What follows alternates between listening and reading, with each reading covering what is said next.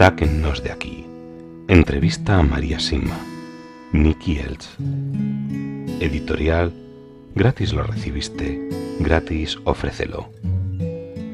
Dedicado con amor a todos aquellos que aún han de experimentar el amor de Dios.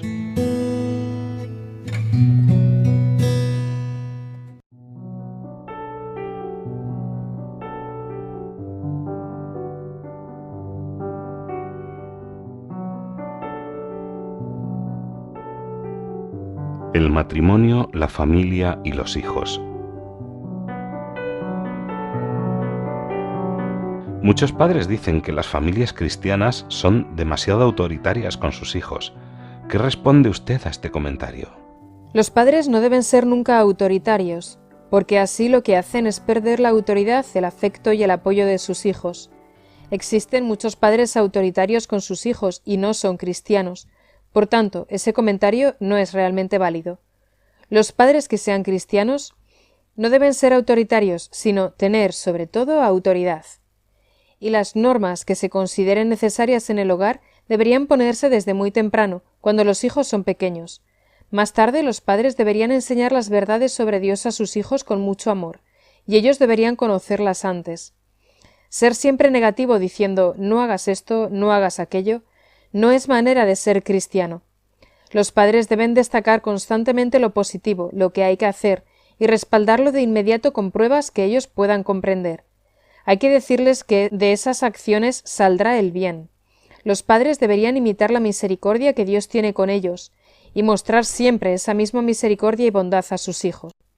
Todos sabemos las obligaciones que tenemos dentro de la familia, sin la cual la sociedad no tiene ninguna posibilidad, pero ¿por qué tenemos también la obligación de ayudar a los de fuera de la propia familia? El término familia es relativo. Todos estamos relacionados de alguna manera.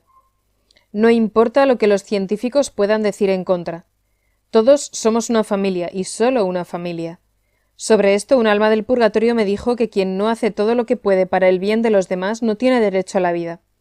En nuestra búsqueda de la justicia de Dios, creo que las cosas son más claras cuando miramos dentro de la unidad familiar, como normalmente la definimos.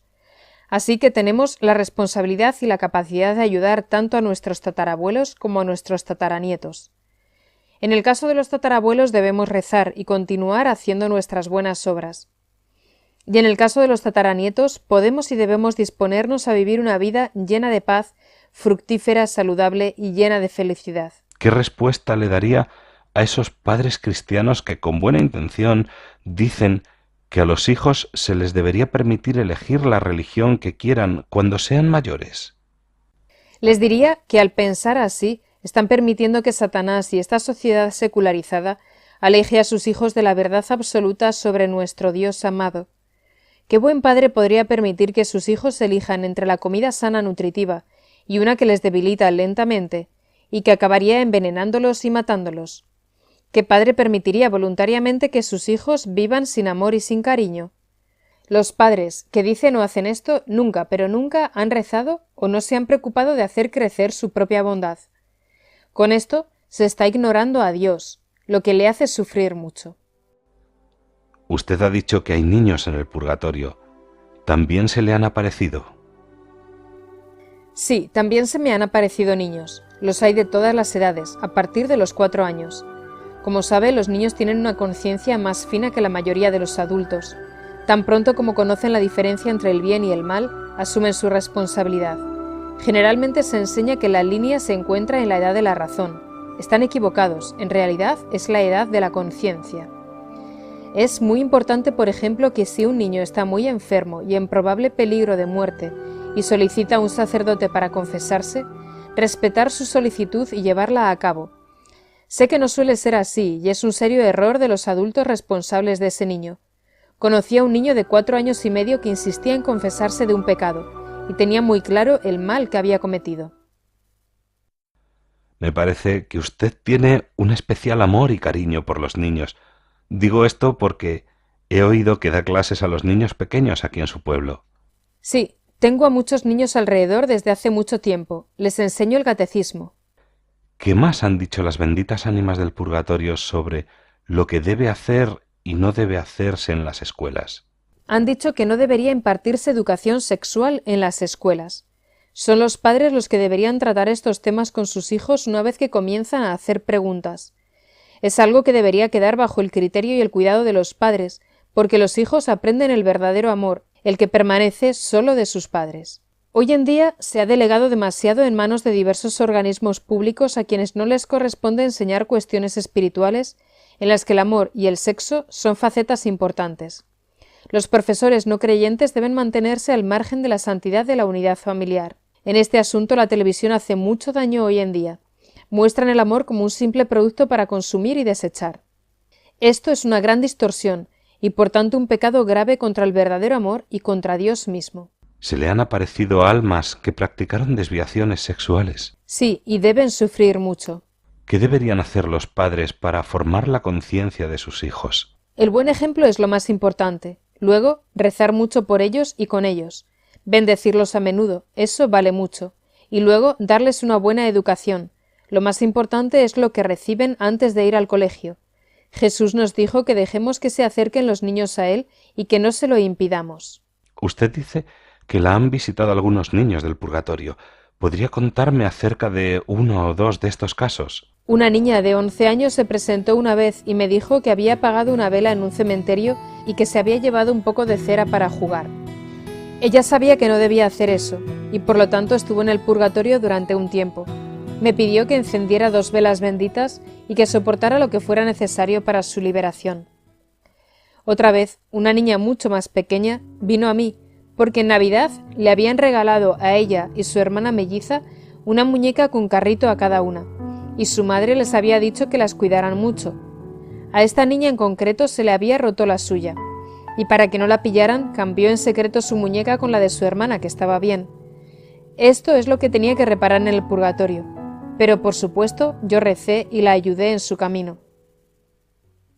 Otro caso, pero aquí hay más mensaje que simplemente que los niños van también al purgatorio.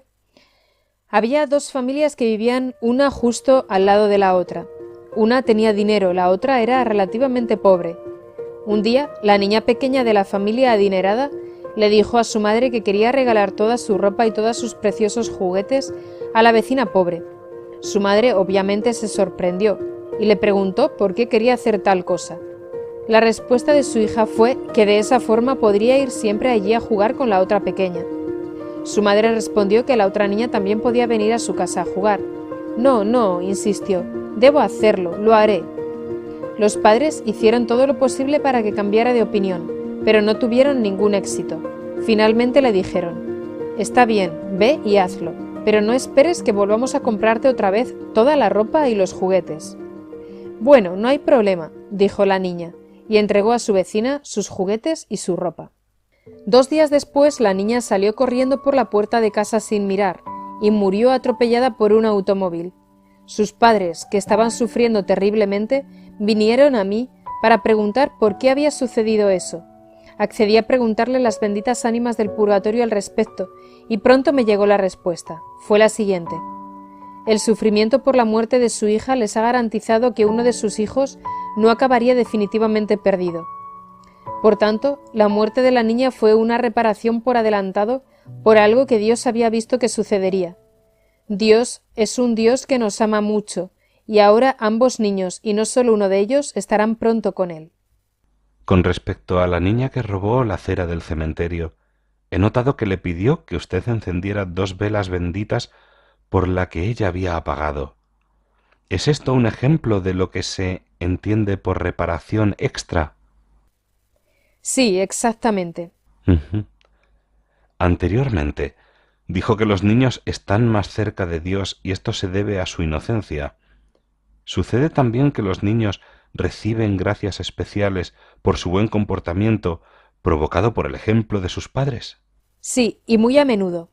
Sé de niños que querían ir a misa todos los días y de niños a quienes les gustaba por decisión propia escuchar historias de la Biblia. Son gracias especiales. Algunas podrían considerarse algo extremas al principio, pero los padres nunca deben interferir en tales cosas y deben permitir que crezca la unión entre Dios y sus hijos, ya que es parte del plan de Dios para con ellos. He oído hablar de niños que querían arrodillarse sobre el suelo lleno de grava y rezar durante largos periodos de tiempo. Los padres deberán sufrir mucho si intentan o logran detener este comportamiento de sus hijos. Dios les habla a los niños con más claridad porque sus almas están, como usted dice, más limpias, más claras y más inocentes que las nuestras. Por favor, cuénteme alguna experiencia de su infancia que la hizo especialmente feliz o que le influyó mucho. Con gusto. Uno de los momentos de mayor felicidad fue cuando tenía 15 años. Eso fue en 1930 más o menos. Uno de mis hermanos y yo estábamos trabajando en una granja en Baviera. Cuando solicitamos el trabajo, el granjero nos prometió que siempre podríamos ir a misa el domingo. Pero al poco tiempo comprendí que esta promesa era solo válida para mi hermano y no para mí. La mayoría de los domingos por la mañana la mujer del granjero enfermaba misteriosamente e insistía en que yo me quedara en la casa cuidándola en lugar de permitirme ir a la iglesia con mi hermano. Se acercaba la fiesta de Pentecostés y una vez más me pregunté qué iba a hacer la mujer del granjero. El sábado por la tarde se encontraba perfectamente, totalmente sana, y entonces supuse que al día siguiente podría asistir a misa. Tenía grandes expectativas. Pero a las 9 en punto del domingo volvió a enfermar de un misterioso dolor de cabeza o algo así. Y me dijo claramente que debía quedarme una vez más con ella, porque no podía dejarla sola estando enferma. Yo estaba destrozada. Alrededor de la 1 de la tarde se le pasó el dolor de cabeza y me dijo que me podía ir. Salí corriendo y me dirigí hacia un edificio en construcción donde en la parte de atrás había un banco con una vista majestuosa. Allí lloré llena de desesperación por no haber podido ir una vez más a la Santa Misa que yo amaba tanto, y justamente esa fiesta. De repente me rodeó una nube de palomas blancas que se posaron despacito alrededor de mí sobre el césped. Estaban por todas partes, en la hierba, sobre mi falda, todas alrededor de mí, por todas partes. Ha dicho una nube, María. ¿Cuántas eran? ¿50? ¿100? Oh, por lo menos 100. Al ver semejante belleza, no las conté, pero estaban realmente por todas partes, y se quedaron al menos 1 hora. Mis lágrimas se convirtieron en lágrimas de alegría, y estaba envuelta en tal felicidad que desapareció toda mi angustia. Luego se fueron. Se lo conté a mi hermano, pero a nadie más. A lo largo de las siguientes semanas, mi hermano indagó entre los granjeros vecinos si había palomas o pichones blancos en esa zona, y la respuesta fue siempre la misma. No había ni palomas ni pichones. No creo que ninguna otra experiencia de mi infancia me haya tocado tan profundamente como esta. Fue pura belleza. Vaya, veo que efectivamente le dejó una marca profunda, pero permítame continuar. ¿Es cierto que muchas de las apariciones oficiales han sido a niños? Sí, así es. Los niños están muy abiertos a la existencia de Dios y de todo su reino. Su inocencia, su humildad natural, su dependencia, su sensibilidad y su confianza les permite experimentar las cosas de una manera muy distinta y más refinada que a los adultos. Debemos proteger esa pureza y permitirles ser niños durante todo el tiempo que sea posible. Cuando el mundo actual los introduce demasiado temprano en esta sociedad grosera, arrogante y religiosa, pierden gran parte de su belleza y no la recuperan nunca jamás. Conozco a muchos niños que, de hecho, han visto ángeles, y yo no dudo de ellos ni un minuto. Dios regala tanto a los más pequeños entre nosotros. Ese es justamente el motivo por el cual nuestra madre en Medjugorje comienza todos sus mensajes con un «queridos niños». Ella quiere que seamos pequeños de corazón, para que Dios pueda darnos más gracias y dones.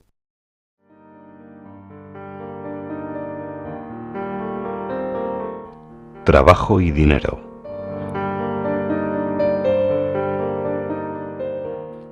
En la guerra entre ricos y pobres de la que nos ha hablado, el tema del trabajo, o con más frecuencia la falta de trabajo, es un concepto muy discutido. Permítame hacerle unas pocas preguntas simples sobre el trabajo y el dinero. ¿O prefiere primero decir algo acerca de estos temas? La guerra más grande en la actualidad, después de la guerra contra los niños inocentes y la estructura familiar, es entre los ricos y los pobres. Los masones están detrás de este movimiento con el objetivo de crear una moneda mundial y un gobierno mundial, el denominado Nuevo Orden Mundial y la Nueva Era. Este gobierno mundial dedicará todas sus energías a destruir a la Iglesia. hasta la horrorosa guerra de los Balcanes, en este preciso momento está siendo financiada por los masones, y no debería sorprendernos a estas alturas por qué escogió nuestra madre aparecerse allí aproximadamente 10 años antes de que nadie supiera que estallaría esta guerra, como finalmente sucedió. El Banco Mundial, las Naciones Unidas, la Unión Europea y la Cruz Roja Internacional también están detrás de todo esto, y a pesar de todas las apariencias no están trabajando por el bien del mundo. Además, detrás de todo ello se encuentra la red de bancos dirigidos por los masones y otras sociedades secretas sobre las cuales la gran mayoría de la población no sabe prácticamente nada. La codicia y el miedo de las personas a la pobreza permiten que se entreguen al diablo los fondos con los cuales intentará, pero al final fracasará, aplastar a la Iglesia y de esta forma a Dios. Será en este preciso momento cuando Nuestra Señora y sus seguidores obtendrán la victoria, aun si las cosas no lo parecen hasta el último momento. Ha mencionado en varias ocasiones la codicia de Occidente en la actualidad y ha dicho que Dios establecerá una severa reparación a Occidente por este motivo. ¿Quiere decir que los lugares donde se concentra la codicia, donde proliferan esos bancos de los que habla, sufrirán más que las áreas en las que se vive humildemente? Sí, creo que será así. Entonces, usted recomienda a las personas que se vayan de esos lugares y busquen entornos más humildes. Lo que yo recomiendo es que se vuelva a Dios y a la oración. Dios desea que seamos humildes para que Él pueda ayudarnos. Así, al hacer oración, nos inspirará qué hacer. El modo de vida de los ricos les lleva a beneficiarse siempre de su riqueza. Con frecuencia se le llama vivir de las rentas, gastando solo de los intereses de su dinero. Así muchos viven hoy de la especulación, de los cambios de interés de las divisas, etc. ¿Son estas actividades o estilos de vida parte de la voluntad de Dios? Por supuesto que no. Dios desea que los ricos compartan lo que tienen con los pobres y que hagan buenas obras para ellos y no se sienten sobre su riqueza. Las personas que se dedican a estas actividades deberán hacer mucho para adaptarse durante los próximos años y debemos rezar para que el Espíritu Santo los ilumine lo más pronto posible. Y las personas que ya se han dado cuenta de que este sistema no proviene de Dios, ¿qué les recomendaría que hicieran con los fondos que han acumulado si ahora desearan utilizarlos de acuerdo a la voluntad de Dios? Que hagan cosas buenas con ellos ahora, porque luego no los tendrán y no harán ningún bien a nadie. ¿Es cierta la idea de un anticristo? Sí, lamentablemente lo es. Algunos videntes, que no son los de Medjugorje, dicen que el anticristo vive ya en la actualidad. Vendrá como un gran mago financiero, tendrá un carisma muy poderoso y también será considerado un gran sanador y un taumaturgo hacedor de milagros. Un gran número de personas quedarán encantadas con él, cuando de hecho su poder será la mayor manifestación de Satanás que se ha visto nunca. Debemos rezar sin cesar para no ser engañados por el diablo y su ilimitado talento para disfrazarse de lo que quiera para complacer su arrogancia. Cuando alguien presta dinero, ¿puede luego exigir el pago de los intereses? De acuerdo a Dios, no. Deberíamos prestarlo por amor al prójimo y no para enriquecernos. Solo debemos ganar dinero con nuestro trabajo. Usted dice que vendrá un tiempo de paz, pero solo después de que ocurra algo muy grande para la conversión de la humanidad. ¿Esta época de paz incluirá también una completa redistribución de las riquezas? Sí, así es. Usted también dice que junto a este gran acontecimiento se dará un colapso financiero mundial antes de poder disfrutar la época de paz. ¿Cómo podríamos prepararnos del modo más fácil para estos dos cambios, que serán, si lo he entendido correctamente, enormes? Sí, eran enormes. Las personas deben volver a Dios ahora y entregarse completamente a Él. Si lo hacen, los cambios que van a llegar serán más fáciles de soportar para todos nosotros. ¿Ha oído hablar de la organización de la Iglesia llamado Prelatura del Opus Dei, en la que parte de la vocación de cada miembro es la santificación del trabajo ordinario? Y si es así, ¿sabe si es buena y, como usted dice, proviene de Dios? Sí, la conozco y proviene de Dios. Si es pecado exigir intereses, ¿lo es también comprar algo, generalmente algo grande, a crédito? Si uno tiene verdadera necesidad, entonces no lo es, pero quien presta el dinero también deberá ver esa necesidad real con amor, en lugar de enriquecerse gracias a ella. ¿Nos enseña la Iglesia en la actualidad el uso adecuado y moral del dinero? Varios papas, desde el comienzo de la Iglesia, han hablado del valor del trabajo y han condenado el uso continuo de los intereses. En la actualidad no es mucho lo que se enseña sobre el uso del dinero. El Santo Padre actual haría mucho bien al mundo si escribiera una encíclica sobre ello. Y una última pregunta. ¿Le ayudan de algún modo las almas en su trabajo diario? Sí lo hacen, pero solo en lo que las atañe de algún modo. Por ejemplo, cuando necesito la hoja concreta para escribir la respuesta que ellas me dan. Todo lo que debo hacer es sacar una hoja de la pila y siempre es la indicada. Me ayudan a ayudarlas, pero eso es todo.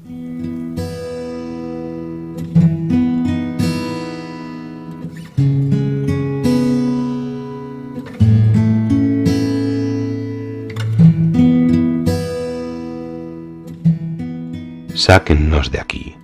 Entrevista a María Sima. Nicky Elch. Editorial.